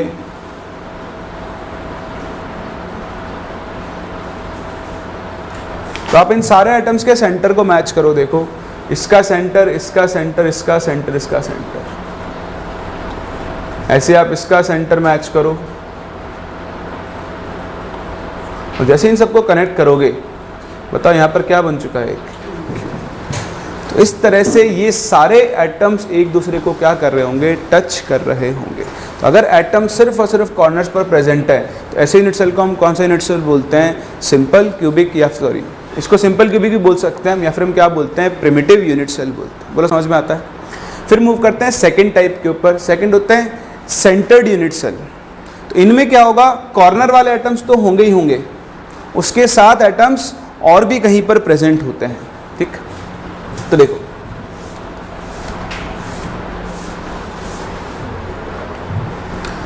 बॉडी सेंटर्ड, इसमें क्या होगा, मैं वही फिर से क्यूब का ही एग्जांपल ले रहा हूँ। बताओ एटम्स कहाँ प्रेजेंट होंगे, कॉर्नर्स पर तो होंगे ही होंगे, ठीक है ना, कॉर्नर्स पर तो एटम्स होंगे ही होंगे। बताओ कॉर्नर्स के साथ साथ और कहाँ प्रेजेंट होंगे, बॉडी के सेंटर पे, यानी इस क्यूब के सेंटर पे भी प्रेजेंट होंगे। ठीक, तो आप देखो इनको कनेक्ट करो सबको, मतलब कनेक्ट क्या करना है दिखा रहा हूँ मैं आपको टोटल, कि एक बॉडी सेंटर पर आपका एटम है और बाकी एटम्स कहाँ पर प्रेजेंट है, कॉर्नर्स पर प्रेजेंट है। बताओ कॉर्नर वाला कितना कंट्रीब्यूट करेगा, 1/8। बताओ ये जो अंदर है ये कितना कंट्रीब्यूट करेगा। तो जो बॉडी सेंटर वाला एटम होता है पूरा पूरा कहाँ पर होता है, इनसाइड द यूनिट सेल होता है। ठीक, तो बॉडी सेंटर्ड की डेफिनेशन क्या हुई, जब कॉन्स्टिट्यूएंट पार्टिकल्स कॉर्नर पर भी प्रेजेंट है और साथ साथ कहाँ प्रेजेंट है, बॉडी सेंटर पर भी, ठीक। और हर बॉडी सेंटर एटम क्या होता है, completely inside the unit cell होता है। क्लियर है। तो प्रिमिटिव में क्या था, एटम सिर्फ कहाँ पर थे, कॉर्नर पे। बॉडी सेंटर में कहाँ पर है, कॉर्नर पर तो है ही, साथ में कहाँ पर है, बॉडी सेंटर। ठीक, चलो ऐसे आपकी नेक्स्ट ईयर्स का एग्जाम्पल है। ये 4 एटम्स ऊपर हैं, 4 एटम्स नीचे हैं, बीच में एक एटम है जो बॉडी सेंटर पर बैठा हुआ होगा, है ना। चलो नेक्स्ट आता है फेस सेंटर्ड। अब बताओ फेस सेंटर्ड में क्या होगा, आप खुद ही बताओ। सारे कॉर्नर्स पर होंगे, कॉर्नर्स के अलावा कहाँ पर होंगे, हर फेस के सेंटर पर भी क्या प्रेजेंट होंगे, एटम्स। ये फ्रंट वाले फेस पर, ये बैक वाले फेस पर और ये, ठीक। अब बताओ ये फेस सेंटर वाला एटम इस यूनिट सेल में आधा होगा और इसके पड़ोस वाले यूनिट सेल में कितना होगा, आधा। तो जो फेस सेंटर वाले एटम्स होते हैं वो कितना पार्ट कंट्रीब्यूट करते हैं, हाफ पार्ट कंट्रीब्यूट करते हैं, ठीक है। अभी क्या हम नंबर ऑफ एटम्स निकाल सकते हैं, इसे निकालते हैं 2 मिनट में। बट आप देखो कॉर्नर वाले का 1/8 कंट्रीब्यूशन होता है, फेस वाले का कितना कंट्रीब्यूशन होता है, हाफ। बॉडी सेंटर्ड वाले का क्या होता है, पूरा कंट्रीब्यूशन होता है। तो जब एटम्स कॉर्नर्स के साथ साथ हर फेस के सेंटर पे प्रेजेंट है तो उसे हम कौन सा यूनिट सेल बोलते हैं, फेस सेंटर्ड यूनिट सेल। ये डेफिनेशंस आपके पास, ठीक। कॉर्नर्स पर है, सेंटर पर है और half inside the unit cell होता है। फिर एक और टाइप ऑफ यूनिट सेल होता है आपके पास, ये फेस सेंटर का एग्जाम्पल है, ठीक है। आप ध्यान से देखोगे ना, फेस सेंटर में एक चीज़ आती है, ये हम काम में लेंगे आगे। देखो अभी जो आपने एक सिंपल प्रिमिटिव यूनिट सेल देखा था उसमें दोनों एटम्स टच कर रहे थे, देखो फेस सेंटर में दोनों टच, क्यों, क्योंकि इनके बीच में एक एटम आके फंस गया है, समझ रहे हो। ये चीज़ मैं आगे काम में लूँगा जब फेस सेंटर को हम एनालाइज करेंगे तब, ठीक। अभी तो छोड़ दो इसको, यहाँ कुछ होता है सिखाऊंगा वो भी मैं आपको। नेक्स्ट है एंड सेंटर्ड। अब देखो डिफरेंस है, एंड सेंटर में क्या होता है, कॉर्नर्स पर एटम्स होंगे लेकिन सिर्फ कोई 2 अपोजिट फेसेस पर एटम्स होंगे, सिर्फ 2 पर, बाकी जगह एटम्स प्रेजेंट नहीं होंगे। तो जब एटम्स कॉर्नर पर हो और कोई भी 2 अपोजिट फेसेस पर हो तो उसे हम कौन सा यूनिट सेल बोलते हैं, एंड सेंटर्ड यूनिट सेल बोलते हैं। So when constituent particles are present at corner as well as at the centre of any 2 opposite faces, उसे हम कौन सा बोलेंगे, एंड सेंटर्ड यूनिट सेल। अब आप सीखो कुछ काम की चीज़ें। यहाँ पर काम की चीज़ें क्या हैं, देखो जैसे मैं आपसे बात करूँ सिंपल क्यूबिक, इसको हम अभी आगे भी करेंगे जब हम एनालाइज करेंगे, बट अभी थोड़ा काम में आएगा अपने। तो ये atom corner corner corner corner, बताओ हर कॉर्नर एटम कितना कंट्रीब्यूट कर रहा है, 1/8। बताओ इसमें कितने कॉर्नर एटम्स हैं, तो बताओ अगर एक एटम 1/8 कंट्रीब्यूट कर रहा है, टोटल कॉर्नर्स 8 हैं, तो इस यूनिट सेल में इफेक्टिवली कितना एटम होगा। अगर मैं बात करूं बॉडी सेंटर, तो बॉडी सेंटर में एक एटम और बॉडी सेंटर पे आ जाएगा। बताओ बॉडी सेंटर में इफेक्टिव एटम कितने होंगे, होगा। बताओ फेस सेंटर में कितने होंगे, तो फेस सेंटर में 1/8 × 8 कॉर्नर प्लस हर फेस सेंटर का एटम कितना कंट्रीब्यूट करता है, हाफ, और टोटल कितने फेसेस होते हैं, 6। कितना आ जाएगा, बोले इस तरह से हम नंबर ऑफ एटम्स निकाल सकते हैं। अगर आप यहाँ से नंबर ऑफ एटम्स निकाल सकते हो तो इस पर एक टाइप ऑफ क्वेश्चंस बनते हैं, वो आपको अपनी डीपीपी में मिलेंगे। देखो क्या है क्वेश्चन, बहुत आसान होते हैं, ये सबसे आसान क्वेश्चन होते हैं और ये पूछे जाते हैं। क्वेश्चन क्या होता है, एक सॉलिड है, ए और बी से मिलकर बन रहा है। ए सारी कॉर्नर पोजीशंस ऑक्यूपाई कर रहा है और बी हर फेस के सेंटर पर है, सारी फेस सेंटर पोजीशन ऑक्यूपाई कर रहा है। तो मैं सिंपलेस्ट फॉर्म करवा रहा हूँ, आप लोगों को थोड़ा घुमा के पूछेगा क्वेश्चन के अंदर, तो आप ट्राई करना। अब बताओ अगर सारे एटम्स कॉर्नर पर हैं तो ए का नंबर कितना आएगा, 1, 8 × 1/8 आएगा ना। सारे एटम्स कॉर्नर पर हैं तो 8 × 1/8। बताओ बी एटम्स कहाँ पर है, फेस है, तो बी का नंबर कितना आएगा, हाफ × 6 फेसेस। मान लो ऐसा बोल देता कि बी एटम्स हर ऑल्टरनेट फेस के सेंटर पर है, बताओ टोटल फेसेस कितने होते हैं, 6। ऑल्टरनेट पर तो कितने पर होगा, 3, तो हाफ × 3। बताओ बी का नंबर कितना आ जाएगा, 3/2। A1 B 3/2। बताओ कंपाउंड का फॉर्मूला क्या बनेगा, A2B3। क्या भाई, आपके पास टोटल कितने फेसेस हैं यहाँ पर, 6।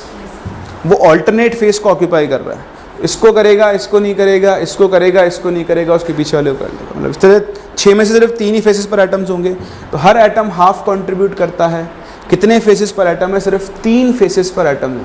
तो b की वैल्यू कितनी बन जाएगी 3/2, कंपाउंड का फॉर्मूला क्या बन जाएगा A2B3। बोलो इस टाइप के क्वेश्चंस कर सकते हो, ठीक है। तो एक टाइप के क्वेश्चन तो आपको ये मिलेंगे। और लास्ट एक छोटी सी चीज़ है जो आपको ध्यान देनी है, ठीक।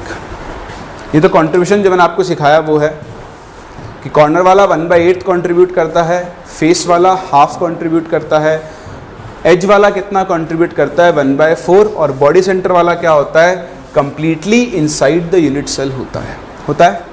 लास्ट आपको एक चीज़ और सीखनी है, तो देखो ब्रेवियस लैटिसेस। अब देखो ब्रेवियस लैटिसेस क्या होते हैं ये आपके लिए जानना ज़रूरी है। यहाँ पर एक टेबल बनेगी लैटिसेस की, वो टेबल भी आपको याद रखनी है, उसके ऊपर कई बार जी के अंदर क्वेश्चंस पूछे जाते हैं, ठीक। तो सबसे पहले बात करते हैं ब्रेवियस लैटिसेस क्या होते हैं।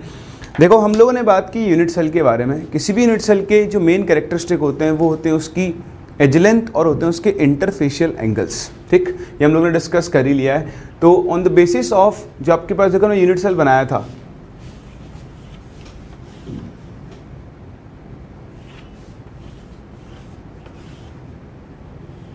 ठीक। तो ये आपके एजेस हो गए मान लो A B C, और इनके बीच में जो एंगल्स हैं अल्फा, बीटा और गामा। तो depending on interfacial angles and edges हमारे पास 7 तरह के क्रिस्टल सिस्टम एग्जिस्ट करते हैं। क्या एग्जिस्ट करते हैं 7 तरह के क्रिस्टल सिस्टम। और जो हमने 4 टाइप ऑफ यूनिट सेल पढ़े हैं, simple cubic that is primitive, body centred, face centred and and centred, ठीक।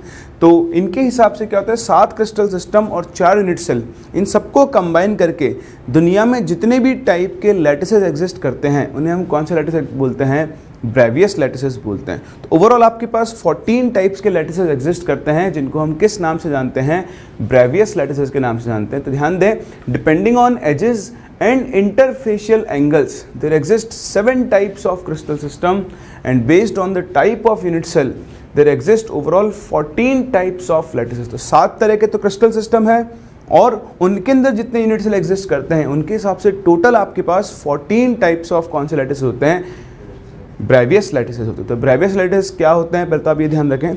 दूसरा आपको याद भी रखना होगा क्रिस्टल सिस्टम और उसके अंदर एंगल्स, एजेस, इन सब की वैल्यूज़। तो देखो इसके लिए हम एक छोटी सी टेबल बनाएंगे। टेबल में हम लोग यहाँ पे क्या रखेंगे, यहाँ पे तो आपका रखेंगे आपके लिए क्रिस्टल सिस्टम का नाम, ठीक। एक ट्रिक सिखाऊंगा मैं, उस ट्रिक को आप ध्यान रखना। यहाँ पर हम बात करेंगे एजेस की कि उस क्रिस्टल सिस्टम में एजेस का क्या रिलेशन है। फिर हम बात करेंगे इंटरफेशियल एंगल्स की,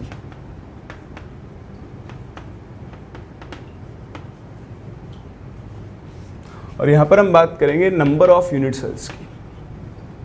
उस क्रिस्टल सिस्टम में कितने यूनिट सेल्स होंगे। तो आपको ज़्यादा कुछ नहीं करना है, एक बहुत सिंपल सी चीज़ याद रखनी है, एक छोटी सी ट्रिक क्रिस्टल सिस्टम्स को याद रखने के लिए, दैट इज C टोर HMT।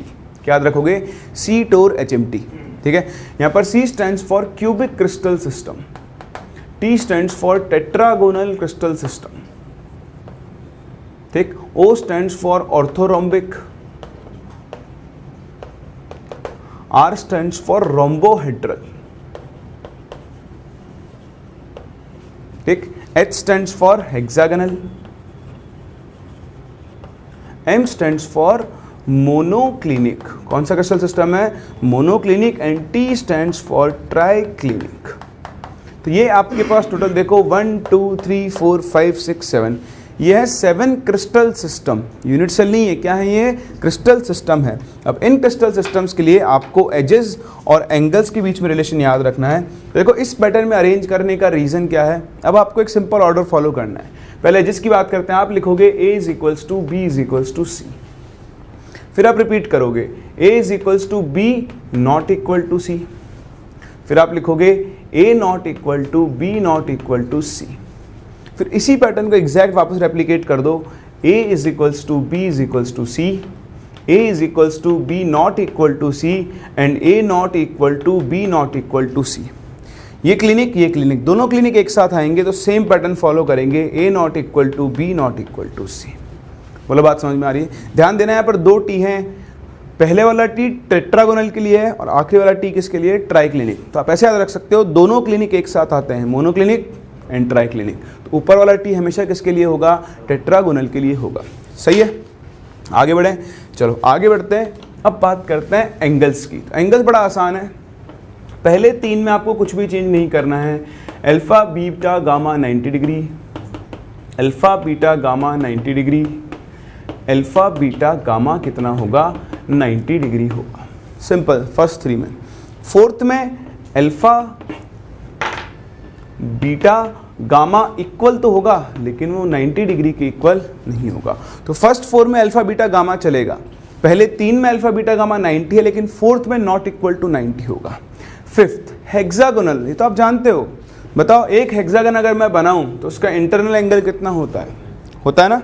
इंटरनल तो 60 होता है, नहीं 120 होगा, हाँ सॉरी, ये वाला एंगल तो 120 होगा ना, ठीक है। तो एक एंगल क्या होता है आपका 120, जिसमें आप ध्यान दें यहाँ पर आपका अल्फा और गामा होता है 90 डिग्री, सॉरी अल्फा और बीटा, ठीक, और गामा कितना होता है 120 डिग्री। तो आपको कैसे याद रखोगे? हेक्सागोनल, गोनल जी फॉर गामा, ठीक। तो अल्फा बीटा 90 होता है जबकि गामा कितना होता है आपका 120। मोनोक्लिनिक में अल्फा और गामा 90 होते हैं और बीटा जो होता है वो नॉट इक्वल टू 90 होता है। बचा ट्राइक्लिनिक, ट्राइक्लिनिक में ना तो अल्फा बीटा के इक्वल होता है, ना बीटा गामा के इक्वल होता है, ना गामा 90 के इक्वल होता है। तो इस तरह से आपके ये टोटल 7 क्रिस्टल सिस्टम्स एग्जिस्ट करते हैं डिपेंडिंग ऑन एजेस बराबर है या नहीं, एंड इंटरफेशियल एंगल्स बराबर हैं या फिर नहीं। हमारे पास 7 तरह के ये क्रिस्टल सिस्टम हैं। अब हर क्रिस्टल सिस्टम में एक type of unit cell exist करता है जिसको हम इस नंबर से याद रख सकते हैं 3241121। ये कटरीना कैफ का नंबर है, चाहो तो याद रख लेना। पिन कोड मिला है, सॉरी कौन सा वो कोड बोलते हैं उसको, आपको STD कोड और मिलाना है। तो ध्यान रखें 3241121। 3 मतलब इस क्रिस्टल सिस्टम में 3 यूनिट सेल एग्जिस्ट करते हैं, सिंपल, FCC एंड BCC। इस यूनिट सेल में 2 एग्जिस्ट करते हैं, सिंपल और BCC। इसी तरह से इसके अंदर चारों के चारों एग्जिस्ट करते हैं। तो आप सबको मिला के काउंट करोगे 3 + 2 5 + 4 9 + 2 11 + 2 13 + 1 14। आपके पास दुनिया में टोटल 14 टाइप के लैटिसेस एग्जिस्ट करते हैं जिन्हें हम किस नाम से जानते हैं? ब्रेवियस लैटिसेस के नाम से जानते हैं, ठीक है। तो ये टेबल है आपकी जो आपको आनी चाहिए और ये ध्यान रखना है। कई बार इनसे क्वेश्चन पूछे जाते हैं, जेईई में एक बार पहले भी पूछ चुका है और इनका यूज़ दोबारा भी किया जा सकता है, ठीक है। तो ध्यान रखें, बहुत इंपॉर्टेंट है। CTOR HMT एक बार में आपको याद नहीं होगी, आपको बना बना के प्रैक्टिस करनी होगी। तो ये टेबल कुछ ज़्यादा सुंदर फॉर्मेट में मेरे पास यहाँ पर है, ठीक है। तो देखो इस टेबल को याद रखना बहुत इंपॉर्टेंट है, क्वेश्चन से कई बार पूछे जाते हैं, मैं आपसे पहले ही बोल चुका हूँ। चलो तो यहीं पे हम खत्म करते हैं अपने आज के थ्योरेटिकल पार्ट को। इस पर एक टाइप ऑफ क्वेश्चंस बनते हैं। यहाँ पर आपने जो भी आज कुछ सीखा तो आओ उनके ऊपर हम क्वेश्चंस को डिस्कस कर लेते हैं। देखो टाइप ऑफ क्वेश्चन क्या बनता है, बड़े आसान टाइप के क्वेश्चंस होते हैं। जैसे मान लो मैं आपसे बोलूँ A और B 2 एटम्स हैं, वो एक यूनिट सेल में क्रिस्टलाइज हो रहे हैं, मतलब एक यूनिट सेल बना रहे हैं। मान लो A ऑक्यूपाई कर रहा है कॉर्नर पोजिशंस और B ऑक्यूपाई कर रहा है सारी फेस सेंटर वाली पोजीशंस। तो बताओ इस कंपाउंड का फॉर्मूला क्या होगा? तो बहुत सिंपल है भाई, अगर देखो A कॉर्नर पोजीशन ऑक्यूपाई कर रहा है तो हर कॉर्नर एटम 1/8 कंट्रीब्यूट करता है, हमने डिस्कस कर लिया है। बताओ एक क्यूब में कितने कॉर्नर्स होंगे? 8। तो 1/8 × 8 कितना हो गया? 1। यानी इस कंपाउंड में A का नंबर तो हो गया 1। सिमिलरली अगर आप B के नंबर की बात करें तो किस नंबर की? B। तो बताओ B कौन सी पोजीशन ऑक्यूपाई कर रहा है? फेस सेंटर, तो उसका कॉन्ट्रीब्यूशन आता है हाफ इंटू हर फेस के सेंटर पर कितने एटम तो हैं? 6। तो हाफ इंटू 6 कितना हो गया? 3। यहाँ पे B का नंबर कितना होगा? 3। तो इस तरह से इस कंपाउंड का फॉर्मूला क्या बन चुका है? AB3 बन चुका है। बात समझ में आ रही है? तो इस तरह के कुछ क्वेश्चंस होते हैं जो आपसे आज के लेक्चर के ऊपर बेस्ड पूछे जा सकते हैं। आओ डिस्कस करते हैं इन क्वेश्चंस को। देखो पहला क्वेश्चन क्या है? Question in a cubic structure of compound which is made from X and Y, where X atoms are at the corners of the cube and Y at the face centers of the cube, the molecular formula of compound is। तो आपके पास क्या है? एक compound बना हुआ है X और Y atom से। ये कह रहा है X atoms are at the corners of the cube and Y at the face center of cube। अभी उन्होंने डिस्कस किया ही है। तो बताओ कंपाउंड का फॉर्मूला क्या बन जाएगा? XY3। ज़्यादा कुछ सोचने की ज़रूरत है ही नहीं, सही है। चलो नेक्स्ट सेकंड देखो, सेकंड क्या है? In a face centred lattice of X and Y, X atoms are present at the corners while Y atoms are at face centers। चलो ये कह रहा है कि X atoms तो आ गए कॉर्नर्स पे, ठीक है, और y एटम्स कहाँ पर आ गए, फेस सेंटर पे। रुक जाओ क्वेश्चन के लिए, क्वेश्चन कुछ कह रहा है अभी भी। Then the formula of the compound would be if one of the x atoms is missing from a corner. एक x एटम क्या है, कॉर्नर से मिसिंग है, तो कॉर्नर से मिसिंग है तो बताओ अब एटम्स कितने कॉर्नर्स पे बचेंगे, सिर्फ 7 कॉर्नर्स पे। तो अगर 7 कॉर्नर्स पर बचे हैं और हर कॉर्नर एटम का कॉन्ट्रीब्यूशन 1/8 है, तो बताओ नंबर ऑफ x एटम्स कितना आ जाएगा, 7/8 होगा। बताओ y कहाँ पर है, फेस सेंटर पर। कहाँ पर है y, फेस सेंटर पर। तो y तो हटाया ही नहीं है, तो y का नंबर तो अब भी कितना रहेगा, 1/2 × 6 दैट इज 3। तो कंपाउंड का फॉर्मूला क्या बनेगा, x 7/8 y 3। अभी आप बचपन से पढ़ते आए हो, हम इस तरह से फ्रैक्शन में नहीं रख सकते, तो हमें इसको सिंपल नंबर में कन्वर्ट करना पड़ेगा। तो दोनों को 8 से मल्टीप्लाई कर दो, जैसे मल्टीप्लाई करोगे कंपाउंड का फॉर्मूला क्या बनेगा, x 7/24। बोलो कर सकते हैं, आसान था ना। तो इस तरह के छोटे छोटे क्वेश्चन आपसे क्या हो सकते हैं, पूछे जा सकते हैं। तो अपना आंसर क्या होगा यहाँ पर, ऑप्शन नंबर ए, x 7/24। चलो नेक्स्ट क्वेश्चन, ये क्वेश्चन आपके लिए है, फटाफट से ट्राई करो, फिर हम इसे डिस्कस करते हैं।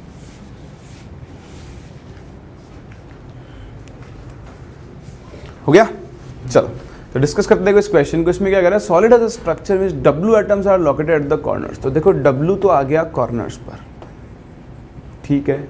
O atoms at the centre of edges, देखो ध्यान देना कहाँ पर आ रहा है, एज सेंटर पर आ रहा है, एज सेंटर पर। And Na atoms at the centre of cube, है ना, सेंटर, बॉडी सेंटर बोल देता हूँ, बॉडी सेंटर ऑफ क्यूब को। तो ये आ गया आपका बॉडी सेंटर पर। तो नंबर निकालो, Na का एटम तो हो गया 1, क्योंकि जो बॉडी सेंटर वाला होगा वो तो पूरा क्या होगा, इनसाइड द क्यूब होगा, ठीक। चलो तो ये तो हो गया सोडियम एटम।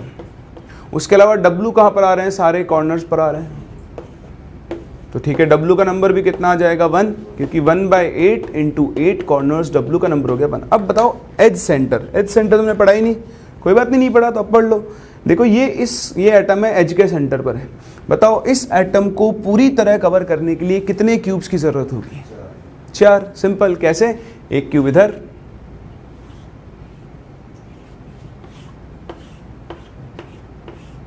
सही है, एक क्यूब इसके ऊपर जाएगा,